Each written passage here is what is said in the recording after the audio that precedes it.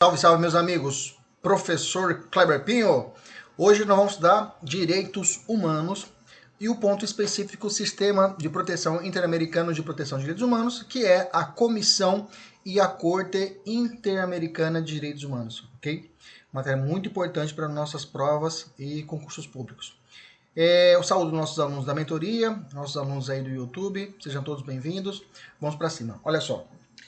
Antes de tudo, é importante nós darmos uma introdução a respeito do sistema interamericano em si, ok? Então, eu fiz uma linha do tempo, vamos seguir essa linha do tempo. Em 1948, o sistema americano de proteção de direitos humanos, né, ele surge em 1948 com a proclamação da Carta da OEA, tá? A famosa Carta de Bogotá. E essa carta foi aprovada pela 9ª Conferência Interamericana de Direitos Humanos, ocasião que também celebrou a Declaração Americana de Direitos e Deveres do Homem, tá? Cuidado, não confunda a Convenção Interamericana, que é a chamada o Pacto São José da Costa Rica, que a gente sempre ouve, escuta e encontra nas provas, com a Declaração Americana de Direitos e Deveres do Homem, tá?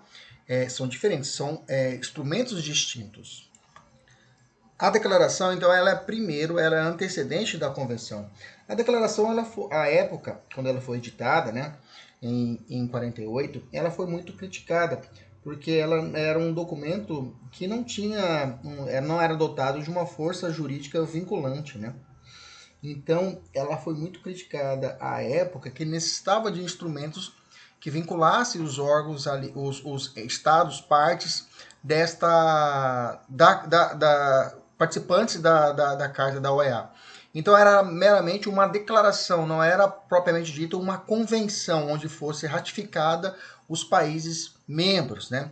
Então, com isso, a OEA passou a ser um órgão central do Sistema Interamericano de Direitos Humanos, e atualmente ela abrange todos os países da América, inclusive do Caribe, né? Só a exceção é a Guiana Francesa. A Guiana Francesa ela faz parte do sistema europeu de direitos humanos e não do nosso sistema interamericano. Lembra, América, estamos falando de América, né, gente? A declaração ela não aprofundou, como eu disse, né, nos direitos enunciados vinculando os estados. Então ela é muito criticada com isso. Em 1960, foi criada a Comissão Interamericana de Direitos Humanos. Esse aqui é um ponto importante, tá? A Comissão Interamericana de Direitos Humanos, ela não nasceu com a Convenção Americana de Direitos Humanos. Ela não nasceu com o Pacto São José da Costa Rica. A comissão ela é antecedente, ela já fazia parte da OEA, tá? Lá pela 5ª reunião da consulta dos ministros das Relações Exteriores, realizada em Santiago, no Chile, em 53, a partir dali, ela teve vida. Então ali ela começou a funcionar, em verdade começou a funcionar em 60, então 48 nasceu a Carta da OEA, em 1960 ela nasceu, né, junto uma entidade autônoma do órgão da Organização dos Estados Americanos, né? O objetivo dela foi promover a observação e defesa dos direitos humanos, atuando mesmo em tempo, né, ao mesmo tempo, né, como órgão em consulta da OEA nessa matéria. Então, alguns falam até que a comissão tem uma função ambivalente, né? Ela tem uma função tanto de proteção e defesa dos direitos humanos e também como um órgão da OEA, beleza? Então, pensa assim, para não confundir, a OEA, a ONU fica onde? Estados Unidos. E onde é que fica a comissão? Nos Estados Unidos. Tá? A comissão nasceu lá, então nasceu em Washington. A base da comissão é em Washington, porque lá nasceu, lá ficou a base da OEA, lá ficou a ONU. Então, nos Estados Unidos, ali fica a sede da Comissão Interamericana de Direitos Humanos, porque ela nasceu primeiro, nasceu junto com a OEA. Bacana? Tranquilo? Esse macetinho é bom para quando a gente começar a fazer a comparação com a corte. Vamos evoluir. Aí sobreveio 1969, onde ocorreu, né, a Convenção Americana, né, na Costa Rica, né? Por isso que normalmente as convenções elas levam o nome da cidade que é ali realizada, né? Como eu falei, da OEA foi a Carta de Bogotá, que foi na Colômbia. O Pacto São José da Costa Rica ocorreu na Costa Rica, né? Então ela foi adotada, a Convenção Americana, em 22 de novembro de 1969, tá? E ela entrou em vigor de forma internacional, entrou em vigor em 18 de julho de 1978. Então ela foi adotada em 69, mas ela só começou a valer a partir de 78, beleza? Onde foi obtido no mínimo ali 11 ratificações dessa carta, tá? Então nós temos ali, embora um ponto importante é que mesmo sendo a carta da OEA, ela contempla todos os estados americanos, bacana? Agora, a Convenção Americana de Direitos Humanos não são todos os estados americanos que fazem parte. Isso que é interessante, né?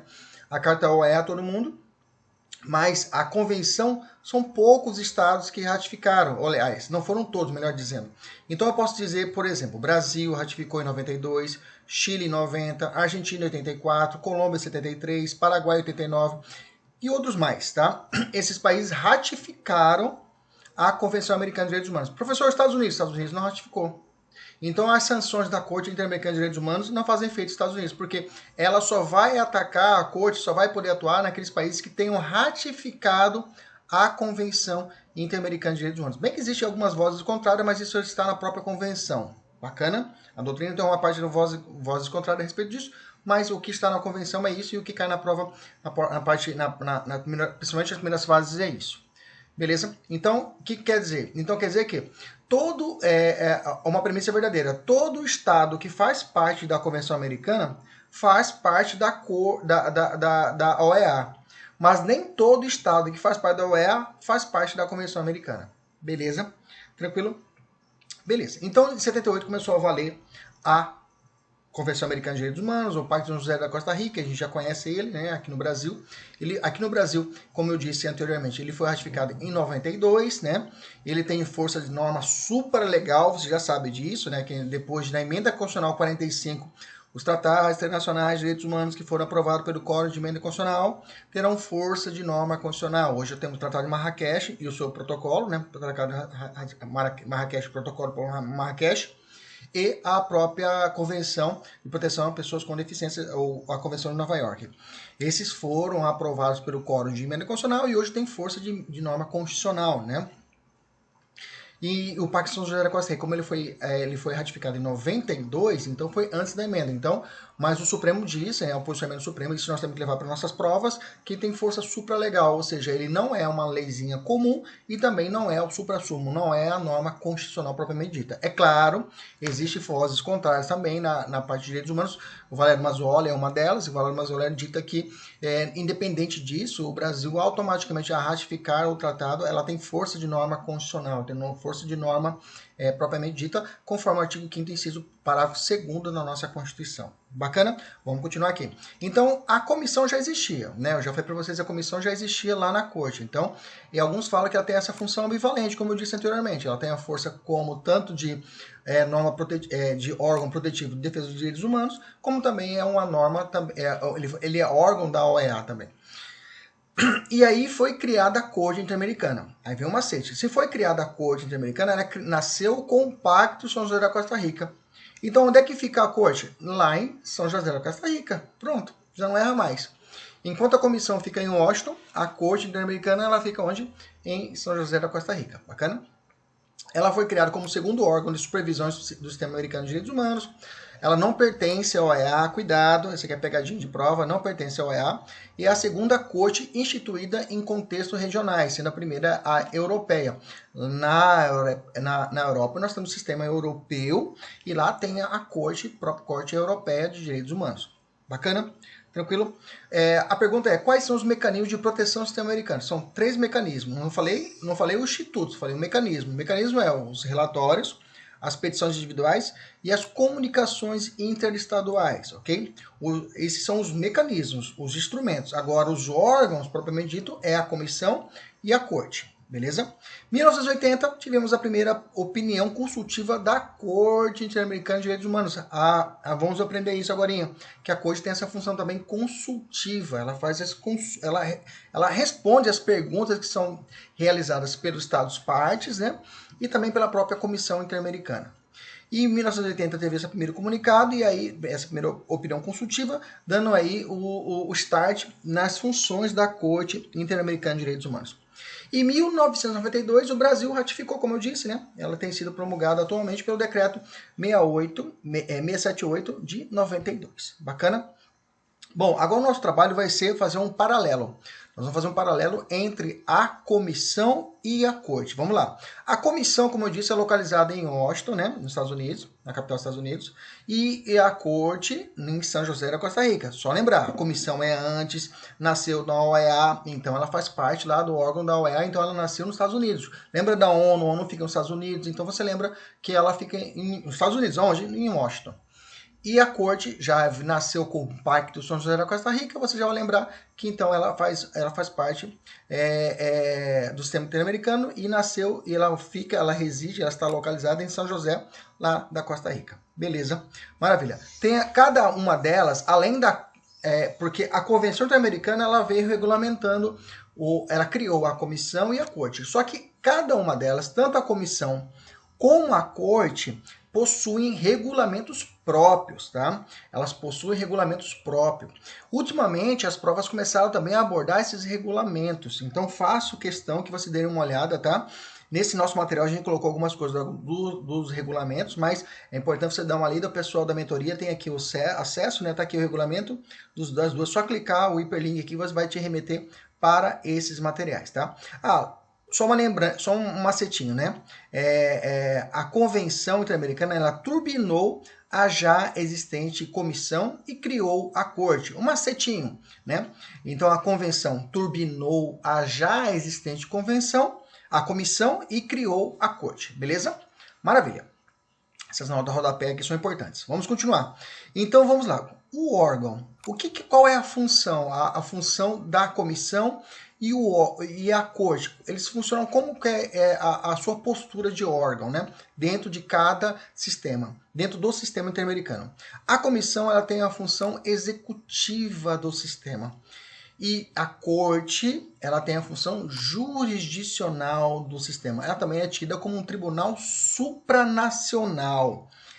É um tribunal supranacional. Deixa eu dar um upgrade aqui, levantar o nível da aula. Tem uma teoria que dita que a Corte Interamericana seria uma quarta instância, tá? Uma quarta instância de jurisdição. Só que a Corte ela não leva essa teoria, ela não aceita essa teoria de quarta instância. Ela, na verdade, a Comissão e a Corte, elas são instrumentos subsidiários. Na verdade, esses órgãos são subsidiários. Elas funcionam como um órgão. Se deu tudo errado no sistema interno, se deu tudo errado, você vem aqui falar conosco. É mais ou menos assim. Ela não é oficialmente um sistema que faça parte daquele órgão interno. Então quando a gente estuda a jurisdição, a hierarquia, a gente vai bater no Supremo, que é o nosso órgão máximo. É o Supremo órgão máximo. Eu não posso falar assim, além do Supremo, eu tenho ali a Corte Americana, que é a última instância. Eu não posso falar isso. A própria Corte não admite essa teoria da quarta instância. Bacana? Beleza? Maravilha. Então, a comissão, já adiantando, ela tem mais uma feição mais política do que jurídica. Tanto é que é muito criticado, vamos estudar isso aqui agora, um sistema de petições, que não é toda a petição que chega até a corte, a comissão, que ela é analisada. Então, existe uma crítica muito forte, principalmente do Valério Mazzoli, a respeito disso, dizendo que a Comissão Interamericana ela faz um filtro do filtro mesmo. Ela diz que realmente só aquelas matérias que tenham grande repercussão, digamos, questões indígenas, questões de desaparecimento forçado, assim que chegam até a comissão. Então, não são todas as situações que são analisadas pela comissão. Isso é um grande engano, né? Que as pessoas pensam que na comissão vai fazer a leitura de toda a situação lá, vai ser resolvida. Penso que isso não é a realidade, tá? Mas isso é uma crítica que deve ser apurada e se tiver a chance de você, numa dissertativa, apontar isso, é legal você colocar. Bacana?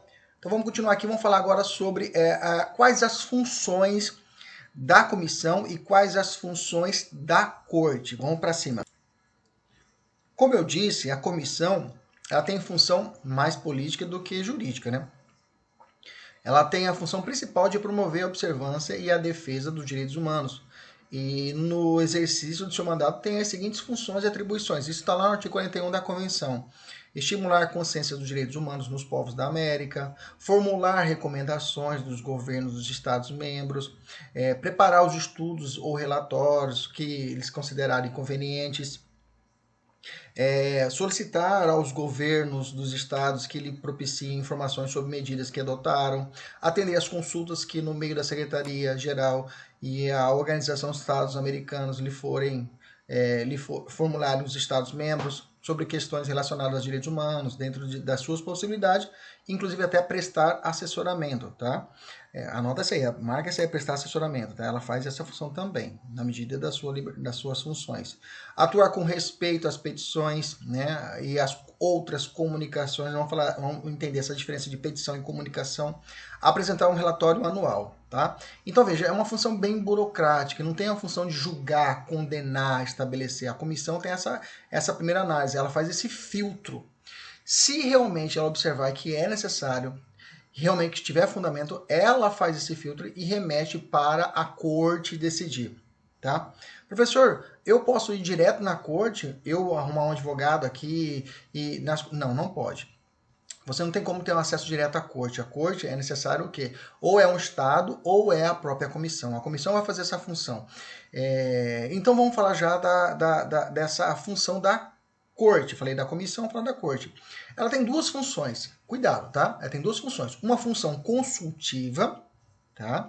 Ela tem uma função consultiva, grifa para você, anota no seu caderno, função consultiva, e uma função contenciosa, tá? Contenciosa vai ser uma ideia de contenção, de jurisdição, de decisão, de julgar. A consultiva é relativa às interpretações das disposições de outros tratados concernentes à proteção de direitos humanos nos Estados americanos, formatada nas chamadas opiniões consultivas. Então, existem as chamadas opiniões consultivas, que são perguntas que são realizadas pelos estados para que a corte solucione. Como é que se aplica isso? Como é que faz isso? Então, já ocorreram para a corte, pelo menos até hoje, né, 26 opiniões consultivas. Até o ano de 2020, 26 opiniões consultivas que ela já realizou, tirou essas dúvidas a respeito de pontos da convenção. E a contenciosa são os julgados, tá? São a resolução de julgados, tá? Só um ponto importante, que na função contenciosa eu tenho uma cláusula aberta, tá? O que é uma cláusula aberta? A gente estuda isso muito lá em controle de constitucionalidade, quando o Supremo analisa um pedido de uma ADI, né? Numa ADI, por exemplo, o legitimado vai até o Supremo e questiona, olha, esse artigo 15 está afrontando a Constituição. O Supremo ele não está adstrito, vinculado apenas à análise do artigo 15. Se tiver 1000 artigos, o Supremo vai analisar os 1000 artigos, os 1000 artigos que tiverem naquela legislação. Então ele vai além do que é o pedido. Então não tem uma extra petida. Não, ele pode fazer isso, é uma cláusula aberta. Lá na corte é a mesma coisa. Se você me falar assim, houve violação do artigo tal, parará, de situação, eles vão analisar toda, a corte analisa na sentença outras violações que ele observar. Não aconteceu só a violação, digamos, contra a honra dessa pessoa, ou contra a situação de violação de racismo. Além disso, houve isso, houve aquilo. Ela analisa além do que está determinado no pedido, tá? Fique atento a isso daí, que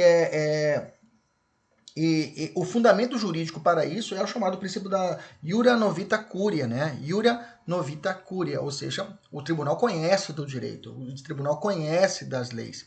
Então ele vai além do que está estabelecido na petição. Beleza? Entendemos duas funções, uma função mais política e outra função mais julgadora.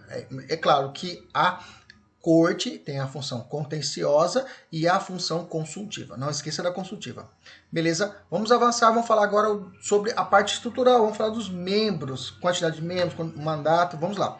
Quantos membros possui a comissão e quantos juízes, olha o termo diferente, juízes possui a corte, tá? Um é comissão e outro é juiz. A comissão possui 7 membros e a corte 7 juízes, tá? Os membros da comissão serão eleitos a título pessoal pela Assembleia Geral da organização de uma lista de candidatos proposta pelos governos dos Estados-membros. A corte, que deverão ser os juízes que deverão ser eleitos a título pessoal entre juristas da mais alta autoridade moral, tá? Autoridade moral, isso tratado na norma fala moral, tá? Cuidado, de reconhecida competência em matéria de direitos humanos que reúna as condições requeridas para o exercício das mais elevadas funções judiciais, de acordo com a lei do Estado, do qual sejam nacionais, ou do Estado que propuser como candidatos. Vamos estudar isso, vamos aprender isso, que tem um sistema interessante. Olha só, quem que indica? Você pensa, bom, professor, se é o Brasil vai indicar os seus candidatos para participação na corte, não é isso? É, mais ou menos. Tanto a comissão e a corte têm esse procedimento assim. O Brasil, ele tem até 3 candidatos, 3 membros para a comissão ou 3 juízes para a corte, tá?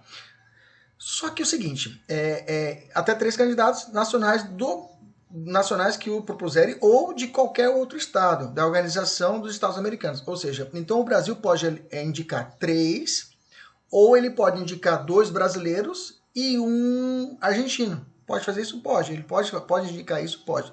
Lá na corte também. Cada estado pode propor até 3 candidatos nacionais do estado que propuserem ou de qualquer outro estado da Organização dos Estados Americanos. Então, eu posso indicar 2 brasileiros e indico 1 argentino? É possível, tá? Continuando o raciocínio, lá na comissão, quando for proposta uma lista de 3 candidatos, pelo menos um deles deverá ser nacional de estado diferente do proponente, como eu disse para vocês. Lá na corte é a mesma coisa, tá? Tem que ter a proposta de 3, tem que ter pelo menos um que seja estado diferente. Então, não pode fazer parte da corte mais de um nacional de um mesmo estado, tá? Então, quer dizer que depois que vai ser eleito um deles, esses 3 vai ser eleito um, né? Pode ser que seja eleito um, não pode ter 2 brasileiros lá. Aí, o Brasil indica, mas não vai ser eleito 2, vai ser eleito, se for o caso, um só. Tá? Um só que vai fazer parte. Não posso ter 2 brasileiros assentados entre os 7 membros lá da comissão ou 2 brasileiros lá no meio da corte. Só pode ter um, tá? Repetindo, indico 3, desses 3 eu indico 1 que é estrangeiro, tá? Que não é o brasileiro. Como ocorre a eleição? A eleição da comissão é feita perante a Assembleia Geral e a eleição da corte é feita ela é estabelecida em votação secreta, né? Pelo voto da maioria absoluta, tá? Na corte existe certinho o pleito, votação secreta, pelo voto da maioria absoluta. Na comissão não temos essa descrição, são eleitos pela Assembleia Geral e ponto. Já na corte é um procedimento, é votação secreta, pelo voto da maioria absoluta. Anota, voto secreto, maioria absoluta. Voto secreto na corte, voto secreto e maioria absoluta dos estados partes da convenção na Assembleia Geral da organização de uma lista de candidatos proposta pelos mesmos estados. Bacana? Então, na corte é votação secreta e voto da maioria absoluta. Na comissão não fala, a norma não fala. Professor, qual que é o período de mandato? Quanto tempo o cara fica como membro da comissão ou como juiz da corte? Vamos lá. O mandato do membro da comissão é de 4 anos e só podem ser reeleitos uma única vez. Já o da corte são 6 anos, podendo também ser reeleito apenas uma vez. Beleza? Vamos voltar para a comissão. Na comissão, o mandato de 3 membros, isso estou falando quando começou a comissão, tá? Um mandato de 3 membros designados para a primeira eleição expira a cabo de 2 anos. Ou seja, presta atenção, dos 7 que entraram, 2 já sabem que terão um mandato apenas de 2 anos, né? Apenas 2 terão um mandato apenas de 2 anos. Ok? Então, logo, depois de referida eleição, serão determinados por sorteio a Assembleia o nome desses 3 membros, né? Então, melhor dizendo, o mandato de 3 membros, o mandato de 3 membros expira em 2 anos. Por que isso, professor? Porque dessa forma é igualzinho como é o nosso Senado. O nosso Senado, de 1 a 2 terços é renovado, né? Ou seja, 4 anos eu tenho eleição para vaga de 1 senador e noutra eleição para 2. E vai assim, né? Esse ano a eleição é para uma vaga de senador, na outra é para 2, mais outra para 1, 2 para 2, para formar o quê? Uma alternância ali no poder. Então nunca sai 3 senadores e entra 3 senadores, sempre há essa alternância. Aqui mesma coisa, eles fizeram isso daí. Falaram, bom, depois de um mandato de 3 membros vai expirar em 2 anos, para que possa ter eleição de 2 em 2 anos, entendeu isso? Então são eleitos 7 para 4 anos, né? Mas a primeira eleição desses 7, 3 serão escolhidos pela Assembleia Geral para ter um mandato de apenas 2 anos. Deixa eu corrigir aqui, apenas 2 anos, né? Ou seja, 4 membros serão mandatos de 4 anos e 3 membros terão um mandato de 2 anos. Para fazer o quê? Essa renovação dentro da casa. Beleza? Repetindo. Quantos anos que é o mandato de um membro da Comissão Interamericana? 4 anos. Beleza. Mas tem alguma coisa diferente na primeira eleição? Sim. Na primeira eleição, dos 7, 3 ali vão ter só 2 anos de mandato. Por quê? Porque para que 2 em 2 anos haja uma renovação e aí sempre vão ter eleições. Sendo 4 membros terão 4 anos e 3 membros 2 anos. Então, 2 em 2 anos vão ter eleição para 4 e para 3, entendeu? Essa eleição é para 4 e para a próxima para 3 e assim sucessivamente. Então, teremos eleições alternadas de 2 em 2 anos para preenchimento de 4 vagas e de 3 vagas, né? De 3 vagas. Deixa eu corrigir aqui, pronto. 3 vagas para que haja essa sucessão, para que haja esse rodízio. Na corte é o mesmo raciocínio, só que lá é 6 anos. Então, o mandato de 3 juízes serão de 3 anos, né? Então, eu terei, nesse caso, são eleitos 7 para 4 anos. A eleição é de 7 para 4 anos. Isso estou falando na primeira, né?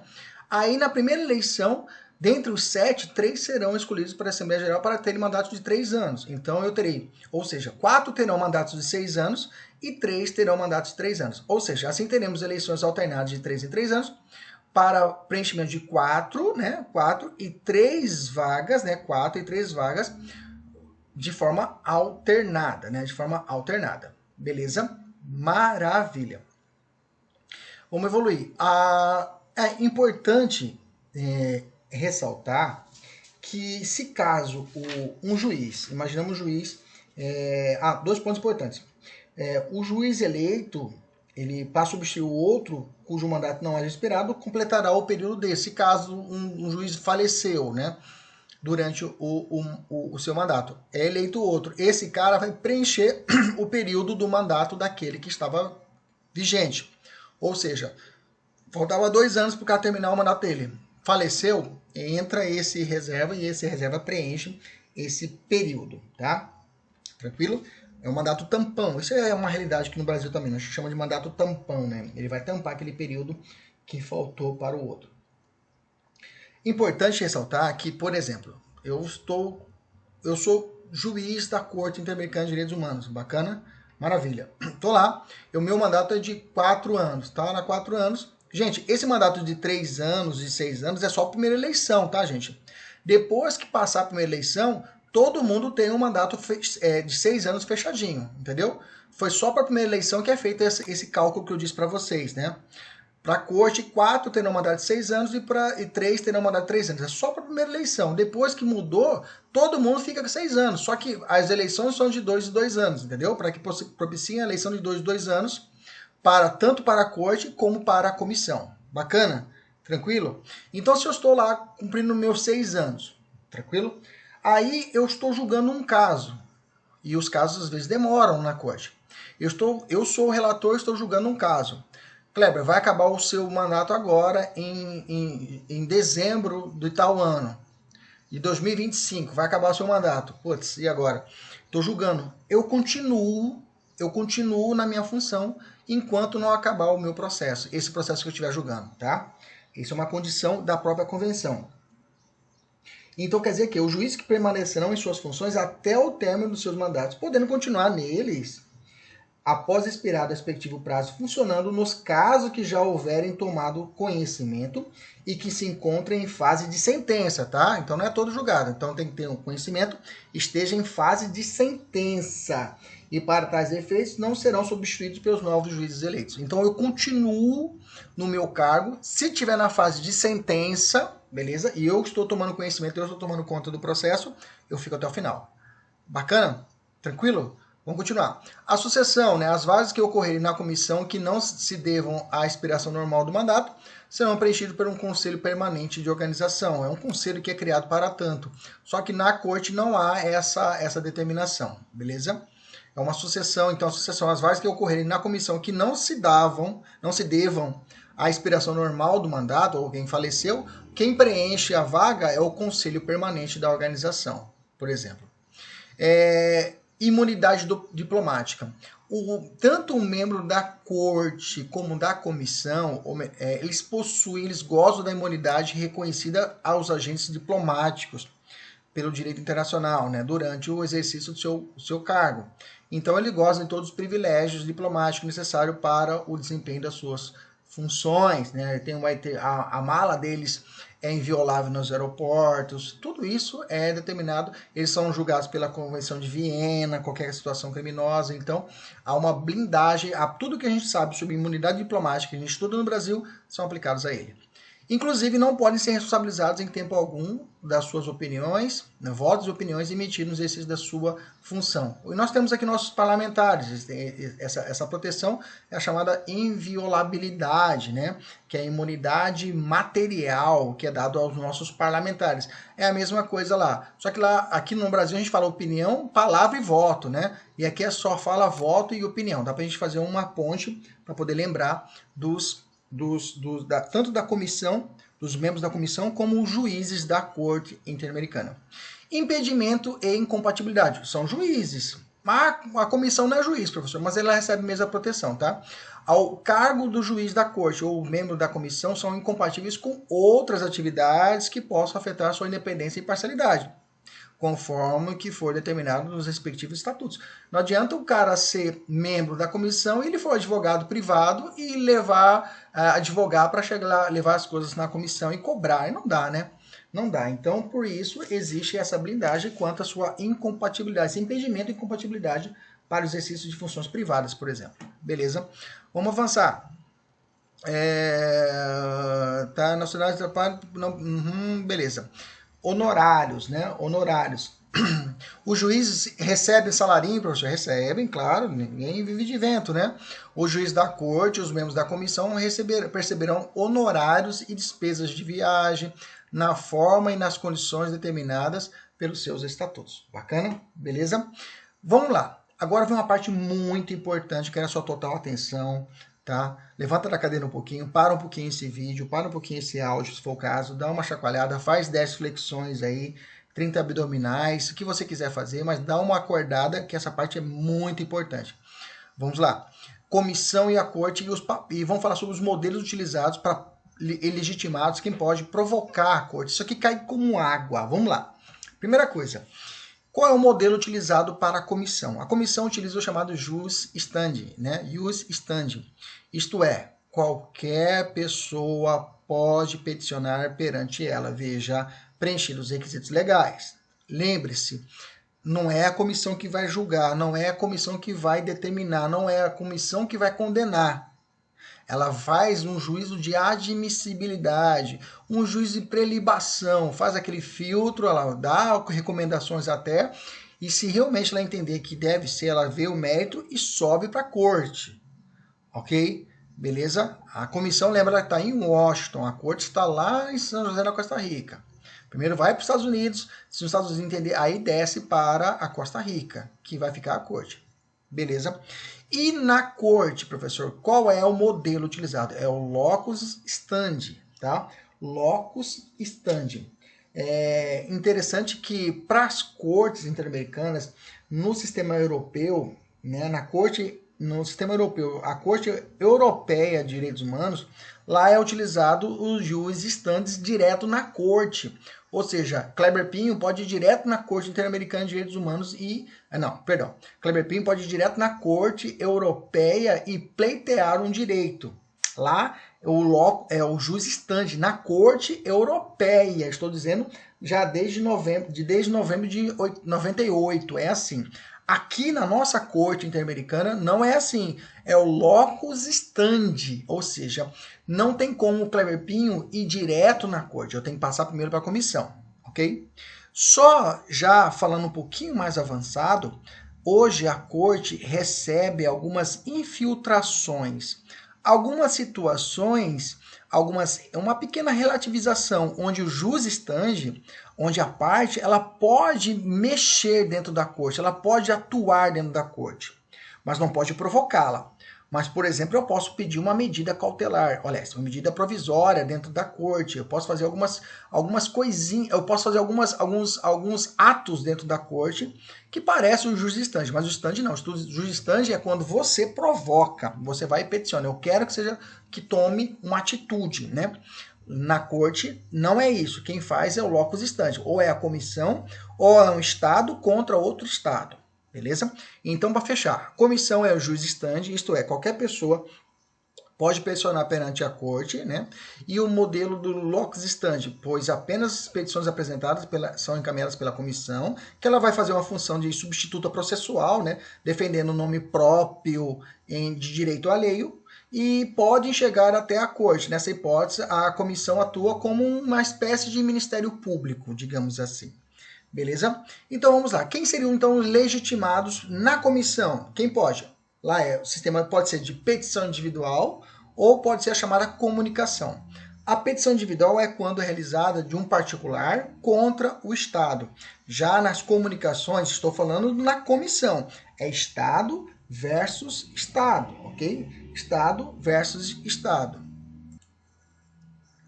Estado versus Estado, como eu disse. Então, na petição inicial, petição individual, eu tenho quem que pode? Qualquer pessoa, grupo de pessoas, entidade não governamental, cuidado, entidade não governamental, legalmente reconhecida em um ou mais estados membros da organização. Pode apresentar à comissão petições que contenham denúncias ou queixas de violação da Convenção Interamericana de Direito Humano por um Estado parte. Veja, o cara tem que estar vinculado à Convenção. Se ele não estiver vinculado à Convenção, eu não posso provocá-la. Eu só posso provocar para aqueles que estejam vinculados à Convenção. Os Estados Unidos violou, não posso mexer com os caras aqui no sistema interamericano perante a Convenção. Não tem como. Beleza? Com o ingresso no sistema interamericano com o depósito do seu instrumento de ratificação dessa convenção, tá? Então, quando o Estado ele ratifica,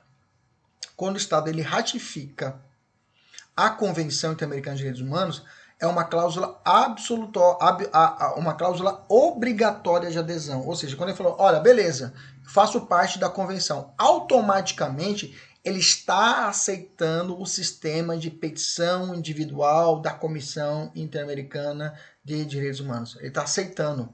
Então, quando ele falou assim, eu quero participar da Convenção Interamericana, eu quero ficar perto dessa galera aqui, essa gente boa, beleza. Automaticamente você está aceitando o sistema de petição individual. Ou seja, um cidadão do seu país pode provocar a comissão de algum direito humano que está sendo violado no seu país.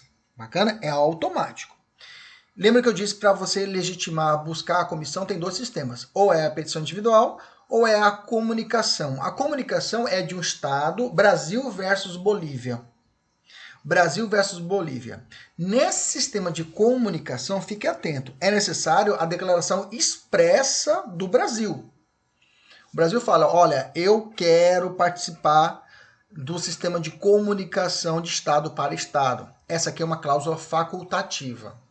Então, quer dizer que quando o Brasil ele admitiu em 92 a comissão, a Convenção Interamericana, automaticamente ele aceitou a petição individual, mas aí ele falou, de forma facultativa, ele aderiu ao sistema de comunicação entre Estados. Ok? Então, a comunicação de Estado para Estado é necessário a adesão, não é automático. Ok? Então, o Estado que alegue que o outro Estado incorreu em violação de direitos humanos, ele pode suscitar isso, tá? A comissão não admitirá, é claro, nenhuma comunicação contra o Estado parte que não haja feito tal declaração. Então, é necessário, né? E, professor, depois que a pessoa reconheceu o Estado parte, a jurisdição dessa corte, da comissão, ele pode cessar? Pode, né? Só cessará se houver denúncia da Convenção Interamericana. Então, se cessar, só se tiver uma denúncia dele, né? A denúncia é um formato de declarar ações realizadas dentro que são necessárias pelo Estado. Esse instrumento para ele declarar alguma ilicitude, algum erro, é através da denúncia. Então as comunicações só podem ser admitidas, serão admitidas, as comunicações que eu estou falando agora só podem ser admitidas e examinadas se forem apresentadas por um Estado parte que haja feito uma declaração pela qual reconheça a referida competência da comissão. Isso mesmo, tá? O reconhecimento pode ser feito em qual situação, professor? No momento do depósito, ou adesão, ou em qualquer momento posterior, tá? Pode ser que o país não admitiu o sistema de comunicação, que não é automático, mas depois fala, olha, gente, eu quero aí admitir. As declarações sobre reconhecimento de competência podem ser feitas para que vigore, ele pode falar assim, reconheço por tempo indeterminado, reconheço por um período de 6 meses, 1 ano, ou para casos específicos, tá? As declarações serão depositadas lá na Secretaria-Geral da Organização dos Estados Americanos, tá? A qual encaminhará as cópias das mesas aos Estados membros da referida organização, para que todos saibam quem aderiu ao sistema de comunicação. Bacana? Então, fechando. Comissão, modelo jus stand. Legitimados, petição individual, pode ser qualquer pessoa, é o particular versus de Estado. Tá? Nesse sistema, a cláusula é obrigatória de adesão, ou seja, quando o país admitiu a convenção, automaticamente ele já entrou nesse sistema, ok? E aí eu tenho que, e já o sistema de comunicação, ela é facultativa. Bacana?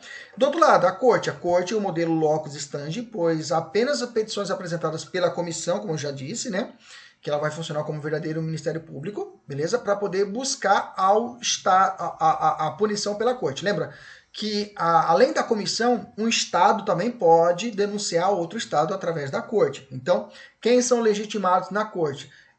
São os Estados partes e a comissão, tá? Então, os Estados partes, o Brasil pode levar até a corte a Bolívia? Pode.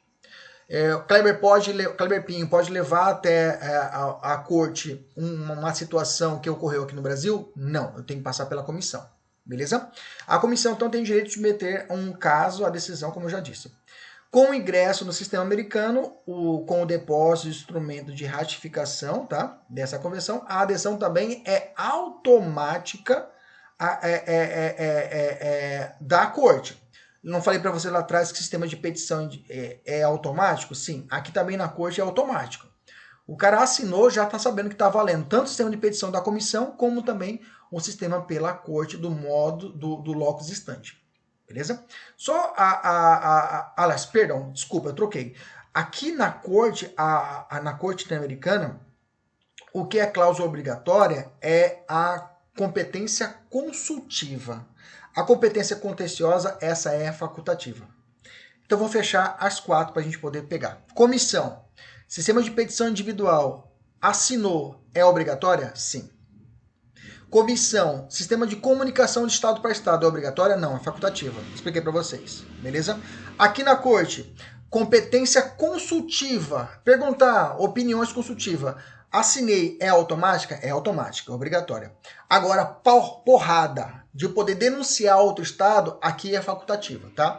A jurisdição contenciosa de poder brigar contra o Estado ou que a comissão brigue contra o Estado é facultativa. O Brasil teve que aceitar. Então, o que essa aqui tem que aceitar? Se ele não aceitou, não vale. Beleza? De novo, para poder fechar. Comissão assinou, já está assinado a petição individual. Bacana? O modelo individual de provocação da comissão. Você aceitou, ok?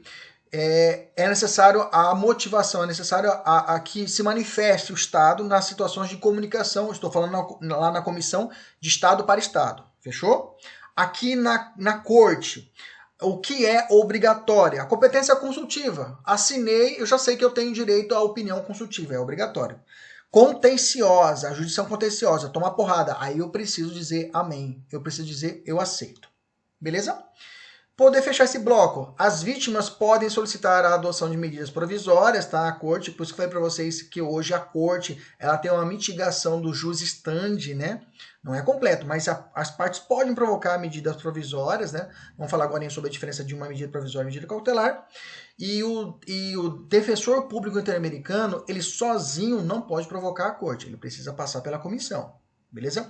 Mas último ponto, as vítimas podem participar do processo já em curso perante a corte, apresentando, produzindo prova, requerendo diligências. Então, como eu disse, o modelo do locus standi admite algumas infiltrações do jus standi, ou seja, a parte pode pedir medida provisória, a parte pode participar do processo através de produzindo provas, requerendo diligências e outros mais. Beleza? Então vamos lá. Então, continuando, nós temos agora a respeito do quórum, tá? Quórum das decisões da comissão e o quórum decisões da corte, tá? O quórum de deliberação da comissão é por maioria absoluta. Já o quórum de deliberação da corte são 5 juízes. O quórum de votação da comissão é maioria absoluta também. Já na corte, o quórum de votação é maioria relativa. Vamos fechar de novo. Quórum de votação para deliberação, para começar os trabalhos. Na comissão, maioria absoluta. Na corte, deliberação, 5 juízes. Na comissão, votação, maioria absoluta. Na corte, maioria relativa. Bacana? Beleza? Maravilha. Gente, cuidado. Lembra que a gente fala sobre tutela de urgência, tutela provisória, que a gente ouve muito aqui no Brasil, medida liminar, a gente ouve muito isso. São essas ações, digamos assim, essas medidas urgentes que devem ser realizadas pelo Poder Judiciário, né? Na comissão e na corte também existem essas medidas, só que levam nomes diferentes, tá? Na comissão são chamadas de medidas cautelares. Na corte, de medidas provisórias. Professor, como é que eu vou decorar? Grava assim, ó. A comissão age com cautela. Pronto, tá aí o macete. A comissão age com cautela. Já sabe. Medidas cautelares, quem faz? A comissão. Puta, professor, ficou fácil. Ficou fácil, é para deixar fácil mesmo. De novo, a comissão age com cautela. Na comissão, para que seja realizadas as medidas cautelares, que tem amparo lá na Carta da OEA, né, e na Convenção Interamericana, e na Convenção Americana de Direitos Humanos, e além disso, na Convenção Interamericana sobre Desaparecimento Forçado e no Estatuto da Comissão Interamericana, as medidas cautelares podem ou não ter conexão com uma petição apresentada ou a um caso, ou seja, pode ser individual, a medida cautelar pode ser feita de forma avulsa. Tem que apresentar uma gravidade ou urgência, grave risco de dano irreparável às pessoas ou ao objeto da petição pendente nos órgãos do sistema americano. Antes de decidir, a comissão pede ao Estado envolvido informações relevantes, salvo no caso em que a iminência do dano potencial não admita demora, né? E a supervisão é feita pela própria comissão. Então, as medidas cautelares têm essas características no âmbito da comissão. Já na corte, as medidas provisórias ela pode ser realizada em qualquer fase do processo. Mas aí tem alguns requisitos que cobram na prova e aí diferenciam da comissão. Primeiro, extrema gravidade e urgência. Veja, você viu na prova a palavra extrema gravidade, você já sabe que está falando da corte de medida provisória. 2. Evitar danos irreparáveis às pessoas. 3. A corte pode atuar em determinada medida provisória mesmo que o caso não tenha ainda sido a ela submetido, ou seja, pode ser avulsa. Mas é necessário que ela seja instada, ou seja, provocada pela Comissão Interamericana. Então, a comissão pode levar até a corte o pedido de alguma medida provisória que ainda não está sendo processada. A supervisão do cumprimento das medidas provisórias ou urgentes determinada é feita por relatórios estatais ou pelas vítimas, tá? A supervisão do cumprimento lá das medidas provisórias aqui ou urgentes, né, que são realizadas pela corte, são realizadas, é feita por relatórios estatais, pelos estados ou pelas próprias vítimas. Bom, uma perguntinha que é costumeira em prova. A comissão pode agir de ofício? Sim, tá? A comissão pode agir de ofício. A corte também pode agir de ofício? Sim, tá? Tanto o regulamento da comissão como o regulamento da corte estabelecem a possibilidade, né? Da comissão está no 65.1 e da corte está no 27 do regulamento. Tá? Gente, só um bisuzinho, tá? A comissão, ela abrevia assim, tá? CIDH. A corte, você vai escrever corte IDH, tá? Só para você não confundir. Eu já vi até a prova do CESP, eles confundindo a abreviatura e levando o aluno a erro, tá? Então, a comissão é CIDH. A corte, você vai escrever corte IDH. Beleza?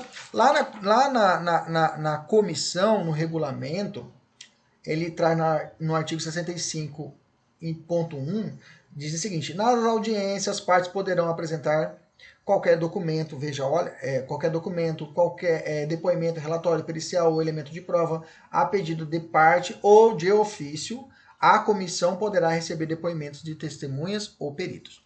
Já a corte fala assim no artigo 27, fala assim: quando uma parte não comparecer, se abstiver, né, de atuar, a corte, ex officio, dará continuação ao processo até a sua finalização.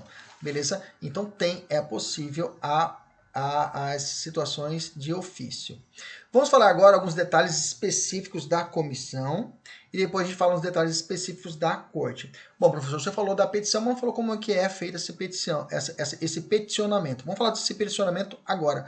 Como é que é feito o peticionamento perante a comissão? Primeiro, tem alguns requisitos, já vou falar para você, está no artigo 46, mas existem já exceções a esses requisitos, tanto na nossa doutrina como também pela própria Comissão Interamericana de Direitos Humanos, ok? Primeiro requisito, esse não tem exceção, que haja sido interpostos e esgotados os recursos na jurisdição. Ah, não, perdão, tem exceção. O item 1 e 2 tem exceção. Vamos lá. Primeiro ponto, que hajam sido os interpostos e esgotados os recursos na jurisdição interna, de acordo com os princípios de direito internacional geralmente reconhecidos. Pô, então tem que esperar o meu processo rodar até o STF, professor. Nessa leitura, sim, eu tenho que encerrar no STJ e no STF. Pô, professor, mas aí levam 30 anos. Pois por esse requisito seria isso. Mas eu vou dizer para você que ele pode ser relativizado. 2, que seja apresentada dentro do prazo de 6 meses a partir da data em que o presumido prejudicado em seus direitos tenha sido notificado da decisão definitiva. Ou seja, saiu a sentença final, o acórdão no Supremo. Você tem um período de 6 meses a partir dessa data do conhecimento para poder propor a petição perante a comissão. Pô, mas professor, não dá nem para pensar, por exemplo, como que eu vou juntar um advogado, como fazer uma petição ferrada em 6 meses? Não dá. Pois é. Nesses dois requisitos, eles não serão aplicados em algumas situações. Vamos lá. Essas são as exceções e essa que cai em prova. Fique atento, tá? Isso que cai em prova. Primeiro ponto. Não existir na legislação interna do Estado de que se trata o devido processo legal para a proteção de direitos ou direitos que se aleguem ter sido violados. Bom, o primeiro requisito é que eu tenha exaurido todo a jurisdição interna. Eu falo, não tem como. O juiz não julga, o processo não chega ao final, o cara era um defensor de direitos humanos, o Estado não quer saber que esse processo chega ao final. Existem, digamos assim, autoridades que estão envolvidas, são mandantes do assassinato do cara, o processo não vai, então eu posso, através desses indícios, comprovar que realmente não tem como. Que o devido processo legal para a proteção do direito não foi obedecido. Beleza? B. Não se houver permitido o presumido prejudicado em seus direitos o acesso aos recursos da jurisdição interna ou houver sido ele impedido de esgotá-los. Tá? Ele não conseguiu chegar ao final. O processo foi encerrado antes. Provou-se que realmente houve um erro jurisdicional, um erro do judiciário e assim mesmo para poder levar mesmo a extinção do processo. Ou, letra C, houve uma demora injustificada da decisão sobre o mecanismo de recurso. Isso aqui é mais utilizado, né, gente? Aqui no Brasil, né? Uma demora injustificada. Não conseguiu justificar. Meta não conseguiu sentenciar. Então, opa, não tem justificativa. Bacana? E além disso, meus amigos, que isso aqui está na norma, tá? Além disso, teve uma opinião consultiva em 90, né? Opinião consultiva em 90, que foi levada até a corte algum questionamento quanto a isso, tá? Essa é a opinião consultiva e a doutrina indica mais algumas exceções além dessas que eu disse para você. Pela opinião consultiva, por exemplo, isso aqui cai em prova, viu, gente? Como a indigência do peticionamento. Quando não houver assistência jurídica gratuita, o cara não consegue ter acesso, né? O cara fala em indigência, o cara não tem acesso, não tem advogado privado. Ou não tem uma defensoria formada, né? A ausência de defensoria, inclusive o André Ramos Carvalho, o André de Carvalho Ramos, né, no livro dele, ele fala: a ausência de uma defensoria pública aparelhada é um dos elementos que podem influenciar no não esgotamento das vias ordinárias. Inclusive, isso aqui já foi cobrado em prova. Já foi cobrado em prova. É uma doutrina, tá? Então, essa indigência do peticionamento, ou seja, ou falta de advogados, né? Em um ambiente fundado de temor que leva os profissionais a se recusarem a assumir os casos de grave risco. Ah, professor, aqui no Brasil pode ser que não aconteça, mas vai na Venezuela. Os caras lá não querem saber de peticionar contra o Estado, né? Sabe que depois pode ter o risco de morrer. Então, nesse caso, há essas exceções, né? Só para ter uma ideia aqui sobre sobre essa indigência de peticionamento. Assim que a Corte se pronunciou na opinião consultiva. Vou ler para vocês. Visto o exposto, a resposta a essa pergunta é que se um indivíduo requer efetivamente assistência legal para proteger um direito garantido pela Convenção e sua indigência o impede de obtê-la, fica dispensado de esgotar os recursos internos. Tá? E essa a respeito do advogado, ela falou assim, a Corte: de todo o exposto, consta que quando existe um medo generalizado dos advogados para prestar assistência legal a uma pessoa que necessite de seus serviços, e esta não pode, por conseguinte, obtê-la à exceção dos artigos 46(2)b, é plenamente aplicável à pessoa física, é plenamente aplicável e a pessoa fica dispensada de esgotar os recursos internos. Então, essas duas situações que dá a opinião consultiva são a respeito do esgotamento dos recursos internos. Beleza? Como eu disse anteriormente, a doutrina também apresenta algumas situações que mitigam essa exigência do esgotamento dos recursos. Outra, por exemplo, além da ausência de defensoria aparelhada, André de Carvalho Ramos também cita se já existe decisão da Corte Superior contrária à ação. O prévio esgotamento poderá ser superado. Então, se há decisão já da Corte Interamericana, né? Bem que, na verdade, quando a Corte Americana decide uma vez, ela já decide, não repete de novo aquele julgado, né? Ela serve de jus indicata, né, para aquelas pessoas que para outros estados, né? Para quem é julgado, leva jus indicata, ou seja, serve como coisa julgada, e para os outros estados como jus interpretati, né? Ou seja como um julgamento de interpretação, ou seja, se a decisão foi para a Argentina, o que foi decidido para a Argentina já fala, Brasil, o que eu decidi que para a Argentina, a Corte também aplica para você, então já fica como uma jurisprudência vinculante, digamos assim. Beleza? Continuando ainda, vou falar aqui outros terceiro e quarto requisitos. São 4 requisitos para petição. Já li o primeiro, falei a respeito do esgotamento dos recursos, a apresentação em 6 meses após a decisão de última instância, e aí eu falei para vocês as exceções à regra, e aí eu tenho o terceiro requisito, que é a matéria da petição ou comunicação não esteja pendente de outro processo de solução internacional, e que a petição e não comunicação, toma cuidado, tá? Do artigo 44 contém o nome, nacionalidade, a profissão, o domicílio e a assinatura da pessoa ou pessoas ou representante legal da entidade que submeter a petição. Está falando aqui da petição individual e não da comunicação de Estado para Estado. Beleza? Quando a comissão declarará inadmissível toda petição ou comunicação apresentada de acordo com o artigo 44 e 45. Bom, quando ela não preencher algum requisito, não expuser os fatos que caracterizam a violação dos direitos, tá? Pela exposição do próprio peticionário ou Estado for manifestamente fundada, for substancialmente reprodução de petição ou comunicação anterior. Olha só como é o sistema, né? Então eu tenho a petição, né? Depois ela é enviada à Comissão Interamericana de Direitos Humanos, tá? E aí ela pode ser arquivada se ela for inadmitida, ou pode ser admitida, né? E aí, se for o caso, ela é feita, ela notifica ao país, por exemplo, o Brasil, para apresentar a defesa preliminar, ela envia a acusação para o Brasil faz a sua defesa preliminar, aí ela é analisada se vai ser inadmitida ou admitida. Lembrando que nesses casos ela tenta a solução conciliatória, tá? A conciliação é tentada a todo momento. O Brasil já fez Vocês assistam a nossa aula de julgados da Corte Interamericana, e lá tem um julgado que eu vou explicar para vocês que o Brasil já fez acordo, 2 acordos já perante a comissão, já matou o processo na comissão. Depois de admitido, é feito um relatório de admissibilidade, aí o Brasil realmente aí faz sim a defesa propriamente dita, né? A defesa de mérito, né? Aqui ele faz uma defesa preliminar, aqui faz uma defesa de mérito. Depois ela pode ser julgada improcedente e arquivada, ou é procedente e é feito um relatório de mérito, né? Teve questões que o Brasil fez relatório, o Brasil tomou o relatório de mérito aqui, o Brasil nesse momento fez o acordo, tá? No relatório de mérito é feita uma recomendação ao Brasil, né? Muitos processos eles morrem aqui, tá? Eles não vão para a corte, elas morrem aqui nas recomendações feitas ao Brasil. Depois disso, o Brasil remite relatórios de cumprimento das recomendações. Depois, se foi cumprido com satisfação essas recomendações, ou é arquivado o processo. Se foi o cumprimento insatisfeito, aí é publicação no relatório anual e é feito o envio à Corte Americana. Então o Brasil normalmente não é condenado, ele é recomendado para ele poder cumprir algumas missões. Ó, tem que fazer isso, fazer isso. Maria da Penha é um exemplo, recebeu como recomendações. E o Brasil está tentando cumprir. Se caso não cumprir, não vamos explicar a respeito disso, ele pode tomar o quê? Um processo junto à corte. Beleza? O primeiro pedido de informação não há prazo, tá? Ficando a critério da comissão, tá? Então esse pedido de informações não há prazo nesse primeiro envio aqui. Cabe recurso do arquivamento da petição ou comunicação perante a corte?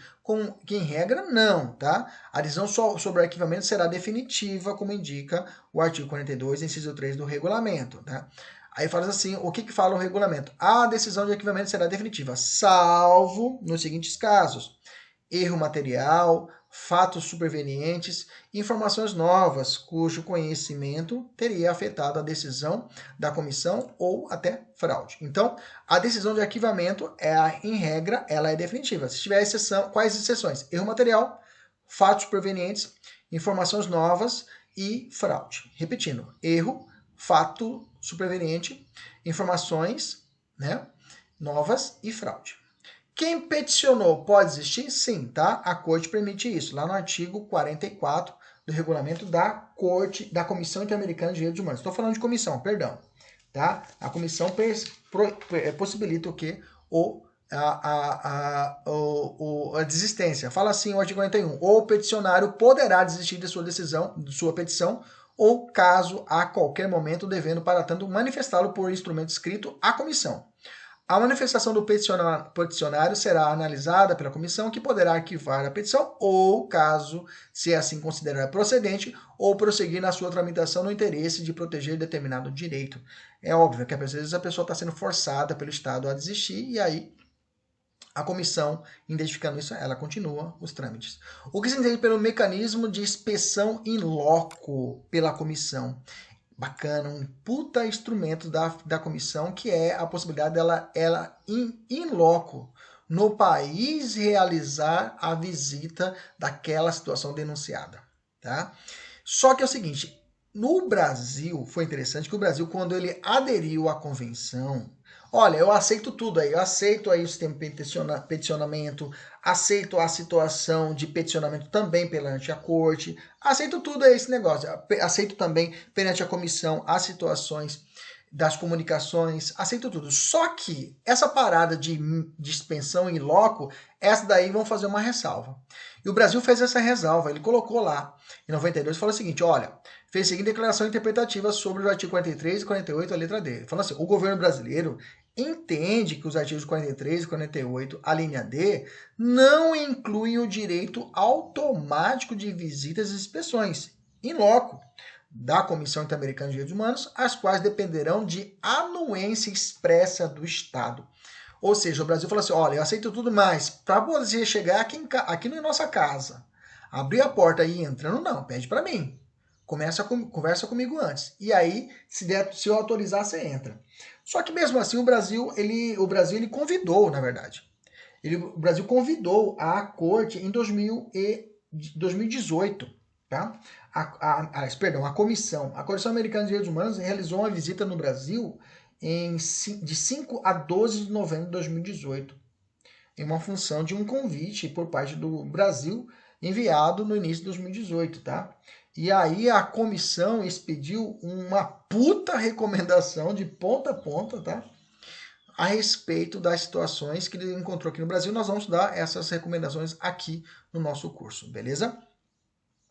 O que se entende pelo Fundo de Assistência Legal do Sistema Interamericano de Direitos Humanos? Tá? O artigo 4º do regulamento da Comissão Interamericana fala o seguinte, ó, os recursos do benefício de assistência legal e que se refere ao regulamento destinam-se à coleta e ao encaminhamento de documentos probatórios, bem como as despesas relacionadas com o comparecimento da suposta vítima, testemunha e peritos à audiência da comissão, e com outras despesas que a comissão julgar pertinentes para o processamento de uma solicitação ou de um caso. Então seria mais ou menos um fundo que o sistema pode ofertar àquelas pessoas para que ela possa comparecer, a vítima, as testemunhas possam comparecer até a comissão, ou seja, até o Washington DC.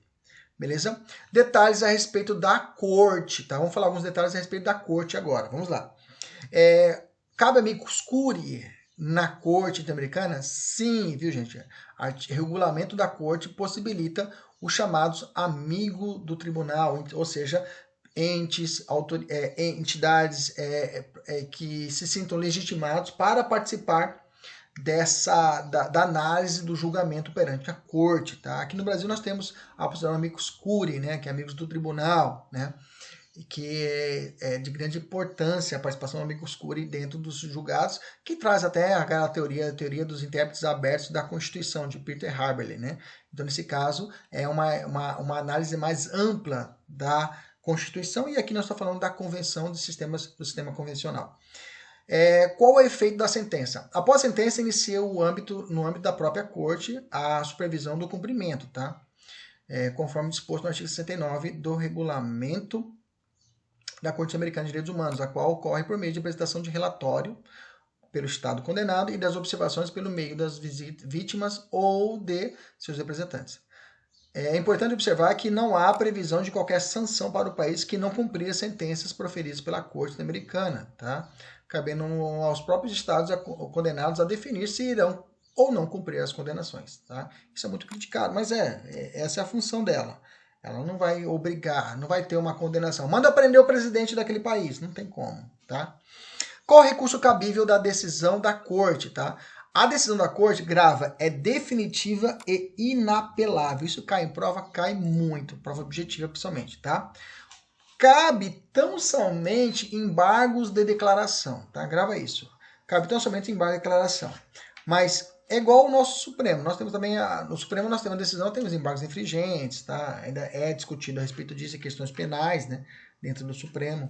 Mas para a corte, a decisão é definitiva e inapelável. O máximo que se pode é o embargo de declaração. Tá? Os embargos, inclusive, devidos em quais casos? São em caso de divergência sobre o sentido ou alcance da sentença. A corte interpretá-la a pedido de qualquer das partes, desde que o pedido seja apresentado dentro do período de 90 dias a partir da notificação da sentença. Tá? O prazo dos embargos é de 90 dias. Os estados partes na convenção comprometem a cumprir a decisão. Isso que eu falei lá atrás. Em que forem partes, a parte de sentença que determinar a indenização compensatória poderá executar no país respectivo processo interno vigente para a execução da sentença contra o estado. Tá certo? É importante que a decisão, às vezes, ela também tem cunho indenizatório, ela pode ter uma situação de... ela pode determinar, estabelecer uma estátua da pessoa, ela pode determinar que seja retificado os anais da história daquele país. Então, ela tem essa característica, não só indenizatória, viu, gente? A decisão vincula o Estado condenado a cumprir? Sim, eu já falei, né? A decisão da corte tem caráter vinculante em todos os órgãos da justiça nacional, onde os países são livres e no pleno exercício de sua soberania voluntariamente admitiram a obrigatoriedade por prazo determinado da competência do Tribunal Interamericano, com aplicação e interpretação da Convenção da América. Eu já falei lá atrás, né, isso, né? A sentença proferida pela corte tem caráter normativo para os que reconheceu a convenção, vinculando o entendimento e a atuação de todos os órgãos componentes do sistema de justiça criminal. Ou seja, todo órgão deve obedecer a essa decisão. Mas, como eu disse para vocês, não tem um sistema de contencioso, um sistema de obrigatório de execução da sentença, digamos assim, como temos no Brasil. Vão bloquear os bens do país, não tem como. Gente, cuidado, tá? A decisão vincula outros países vinculados à convenção? Sim, tá? Vincula no sentido, como eu disse para vocês, ele vai fazer a chamada res interpretata. Então, para aquele país que não tomou a condenação, para ele vai ter efeito res interpretada. Para o país que tomou a condenação, ela vai ter efeito de res judicata. Tá? Grava isso daí que é importante em prova. Res interpretata é feito para todos os países que estão vinculados à convenção e res judicata para aquele país que levou a condenação. E para terceiros estados como res interpretado, já falei. Se o estado condenado descumprir, bom, a corte dispõe de mecanismo de supervisão e cumprimento da sentença. Né? O que ela pode estabelecer depois?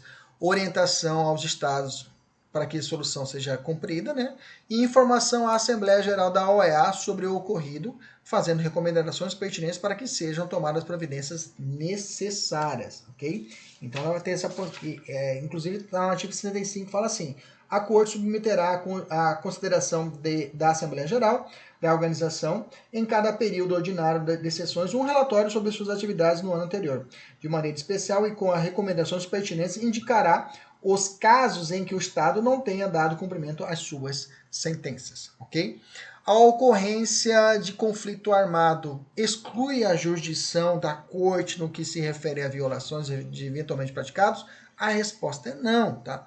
Mesmo existindo um conflito armado, a competência da Corte continua normalmente. Vamos falar agora então sobre o Defensor Público Interamericano. Defensor Público Interamericano, tá? Que vai atuar diretamente, né, no sistema interamericano de direitos humanos, tá? Ele foi, quando surgiu? Surgiu em 2009, após a celebração de um convênio entre a Corte Interamericana, tá? Entre a Corte Americana de Direitos Humanos e a Associação Interamericana de Defensores Públicos, tá? Uma associação sem fins lucrativos. E em 2010 foi realizada uma alteração no regulamento da Corte, possibilitando a nomeação do Defensor Público Interamericano, tá? Diz assim o artigo 37, em casos de supostas vítimas sem representação legal devidamente credenciada, o tribunal poderá, então quem estabelece, cuidado, tá? Quem estabelece o direcionamento ao DPI é o tribunal, ou seja, a Corte Interamericana de Direitos Humanos, tá? Também ela está sendo admitida hoje para a comissão também, mas vamos continuar aqui sobre a Corte. O tribunal poderá designar um defensor interamericano de ofício que as represente durante a tramitação do caso. Sob a égide da regulamentação em 2012, foram prolatadas as sentenças dos primeiros casos acompanhados, tá? O mais célebre dele é o caso Sebastian Klaus Furlan e familiares versus a Argentina, que é um caso de um menino que acidentou num terreno baldio, que era uma área militar, e acabou necessitando de cuidados especiais, tá? Nesse caso, nós vamos estudar isso quando estiver estudando os julgados em especial. Esse Klaus Furlan, né? Ele foi, então, o precursor da primeira participação do DPI em situações da Corte Interamericana de Direitos Humanos, no Sistema Interamericano de Direitos Humanos. Eu posso citar também o caso Mohamed versus Argentina de 2012, como também os casos Família Pacheco Tínio versus Bolívia e Oscar Argüelles e outros versus Argentina. Tá? Em 2013, o convênio foi ampliado para a possibilitação da atuação dos defensores públicos também na Comissão Interamericana de Direitos Humanos, tá? O que culminou na edição de um regulamento unificado também em 2013, beleza? Maravilha. Qual a necessidade da formação desse convênio, né, professor? Se deu em virtude de uma ampliação do papel das vítimas no sistema americano, sendo que, apesar da atuação dessas, ainda não ser como um status jus standi, né? Atuação ampla, né? Inclusive para a apresentação diretamente dos casos de violação de direitos humanos à Corte Americana. Ganhou força com a atuação do regulamento, né, da Corte DH, que permitiu a atuação do locus standi, né? Então tivemos que permitiu essa atuação como status locus standi, né? Ou seja, as vítimas podem participar dos processos já em curso perante a Corte, né? Então, que na verdade porque, como eu disse anteriormente, o jus standi é aquela possibilidade da parte diretamente provocar. Na Corte Americana, né, nós sabemos que o jus standi é a participação da parte diretamente. E na Corte não é locus standi. Então, o que aconteceu? É a possibilidade da parte diretamente, através do seu advogado, né, ela precisa passar pela comissão e a comissão levar até a corte. Ou seja, a corte, ela só analisa as petições da comissão ou de um estado para estado. Beleza? Isso nós já vimos lá atrás. Jus standi é a provocação perante a comissão e locus standi é o modelo utilizado para a corte, né? Isso nós já estudamos. O que acontece é que com esse modelo ele pode trazer às partes uma participação maior dentro do sistema da corte, porque na corte a parte não tinha vez, né? É só a comissão falando ou é o Estado parte falando para o outro Estado parte. Então não tem muita participação. Agora com a participação do DPI, houve uma participação maior das partes dentro ali, apresentando provas, outros mais. Tá? Por outro lado, o protagonismo das vítimas também foi impulsionado por uma mudança nas atribuições da comissão, que perdeu seu papel dual, né, que é esse órgão do sistema de representação legal das vítimas, uma vez que muitas vezes o interesse das vítimas não se coadunavam com os pleitos levados à corte pela comissão. Entretanto, as vítimas estavam chegando à corte sem qualquer assistência jurídica, e para evitar uma representação deficiente, se tornou imperiosa a necessidade de designação de um defensor para assisti-la.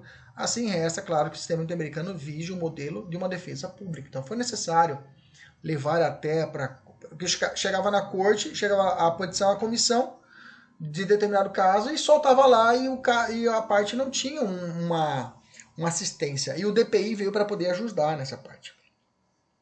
A previsão normativa do defensor interamericano é somente regulamentar? Sim, tá? Ela é regulamentar, ela não é convencional, tá? Ela não consta na Convenção Americana. Cuidado, tá? É um regulamento da corte. O mandato do DPI. Quem pode ser DPI? O Comitê Executivo da Associação, né?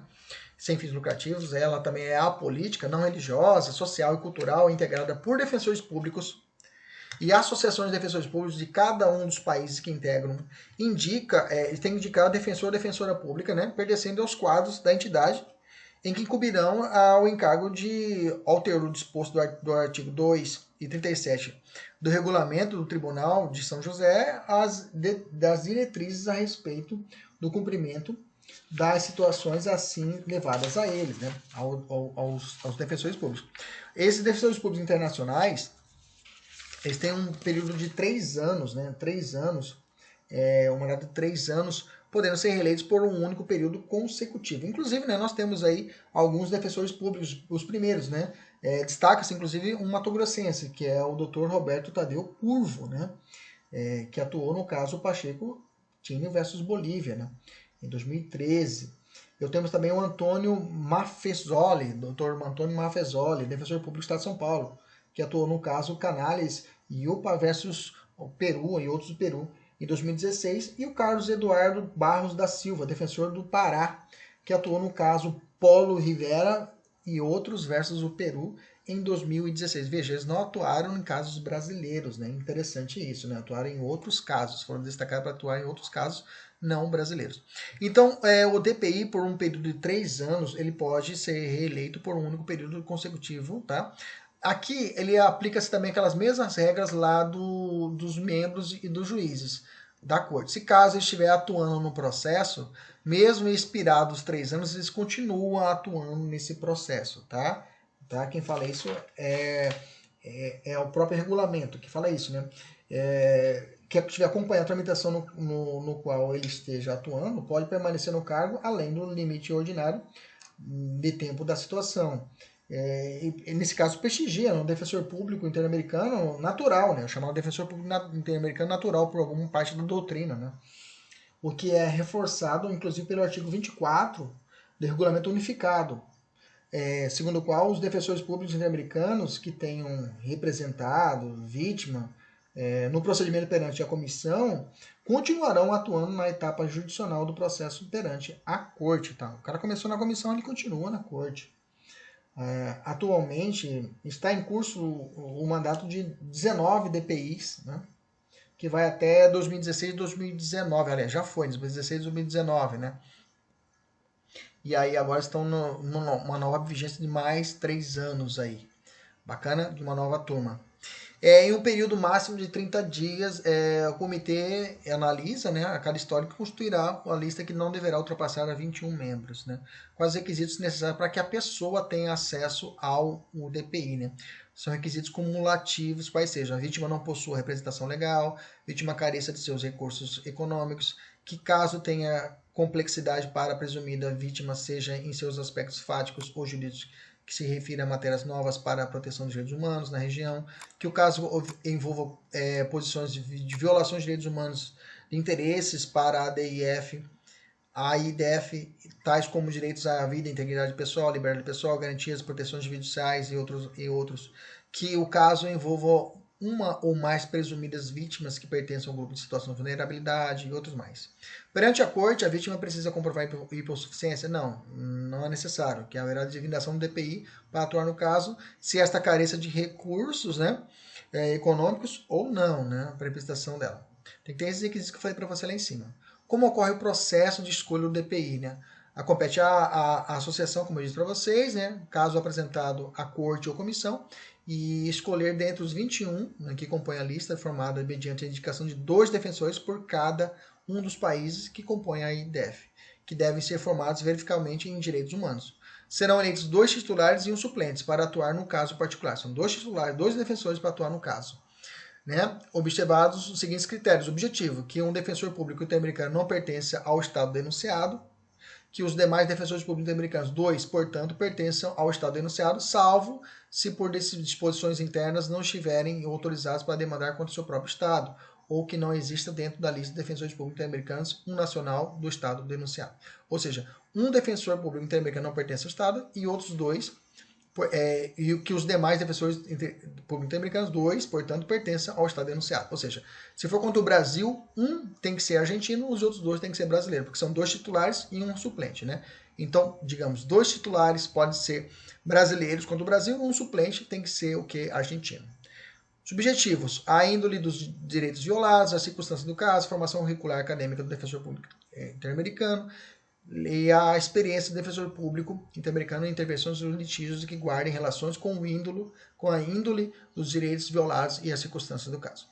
A vítima pode recusar a designação do DPI? Sim, pois consta no acordo o entendimento firmado entre a associação e a Secretaria Executiva da Comissão, deve obter a vítima seu consentimento expresso para que seja representado por defensor público interamericano. Beleza?